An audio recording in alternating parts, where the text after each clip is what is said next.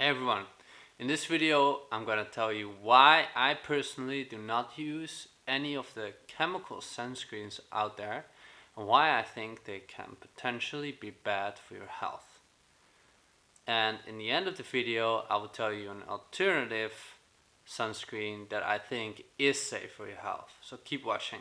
Now, how I learned about this is when I found an article by the Environmental Working Group, which is an NGO that looks into the dangers of various things such as pesticides, cosmetics, and for example also sunscreen. And they wrote this article about the most common chemicals found in sunscreens. And what they found about those was quite disturbing. They found that for most of these sunscreen chemicals, there is some evidence they can have a hormone disrupting effect.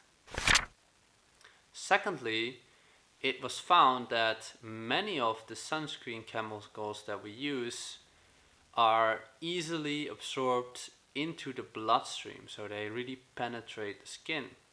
For example, they found in women that have babies, they found actually those chemicals in the breast milk.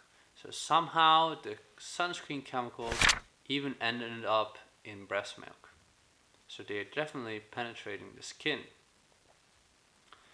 Now, the effects of these chemicals have not been studied very thoroughly, especially on humans. However, they have been studied more on marine animals. So animals that live close to the coast, where a lot of people go into the water when they put on the sunscreen, and the sunscreen washes off in the water.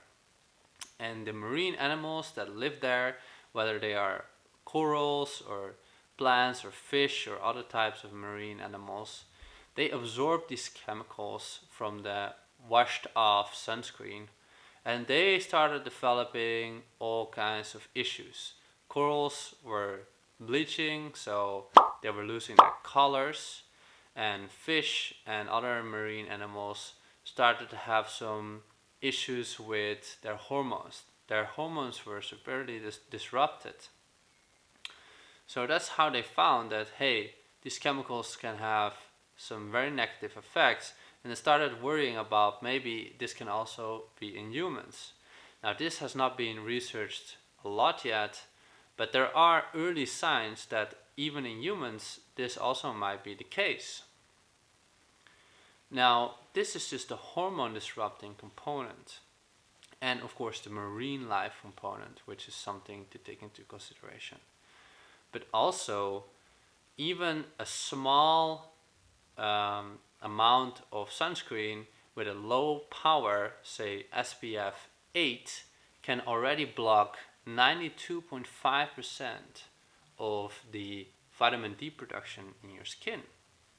So if you just put a tiny amount on your arms and on your face and you go outside in the sun, you might not make almost any vitamin D in your skin. And vitamin D deficiency is one of the most common vitamin deficiencies, and it is linked to a wide array of the most deadly diseases, such as cancers, autoimmune disease, or even Alzheimer's. So if we want to make sure we do not have this vitamin D deficiency, it's definitely at least a good idea to wait, say for example 30 minutes before you put on the sunscreen, just to give your skin some time to produce that vitamin D. Now, me personally, I am one of those people that is of the opinion, why would I take the risk if I know that these chemicals are absorbed by my skin and get into my bloodstream and might end up everywhere in my body? And if we see that they are damaging for sea life, potentially damaging for humans, there's quite some uncertainty around that. Why would I take the risk and put all those chemicals on my skin? Now you might say, but what about skin cancer? isn't sunscreen supposed to protect me from skin cancer? Now, obviously, it's not good for you to get sunburn, so sunburn should be avoided at all costs. However, some interesting research has shown that sun exposure can actually reduce the chance of a particular kind of skin cancer known as a malignant melanoma. And malignant melanoma actually make up almost 75% of the total amount of skin cancer that is found in humans. So by increasing sun exposure, you might actually reduce your chance of skin cancer as long as you do not get sunburned. Now, besides that, sun actually has a host of other benefits. Most people usually just think about vitamin D, but actually sun exposure can also raise nitric oxide, a chemical that lowers blood pressure.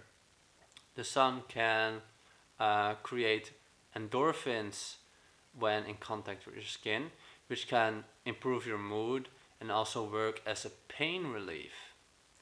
And there's also interesting research that shows that sun exposure can actually raise your testosterone as a man. So sun has a lot more benefits than just creating vitamin D in the skin. And by covering yourself in sunscreen, you might actually prevent yourself from getting those benefits from the sun. And you might be covering yourself in a potentially hormone disrupting chemical of which we do not know the long-term health effects. They might be even worse. So, and on top of that, you are probably causing damage to the animals living in the sea or in the lake or in the river where you are swimming. So there are many reasons not to use the chemical sunscreens that are out there. Now, if you want to look more into all of this, what I'm talking about, I will put all the research as well as this article from the Environmental Working Group in the description. So there are many ways to prevent sunburn aside from putting on chemical sunscreen, and I will cover that in a different video. But I do want to say that there are still occasions that sunscreen can be useful, because sunburn is really damaging for your skin and your health. So sunburn should be avoided. And sometimes you might be in a situation, say for example, let's put a really extreme example, you're in the middle of the desert and there is no shadow and you cannot really avoid the sun and the sun is extremely strong. In that case, it does make sense to put on sunscreen, even if it might be damaging, but the sunburn you would get if you do not put sunscreen is probably going to be more damaging. However, there are great options for sunscreen that do not include these chemicals that might be hormone disrupting. And these are mineral-based sunscreen, and specifically ones that are based on zinc oxide.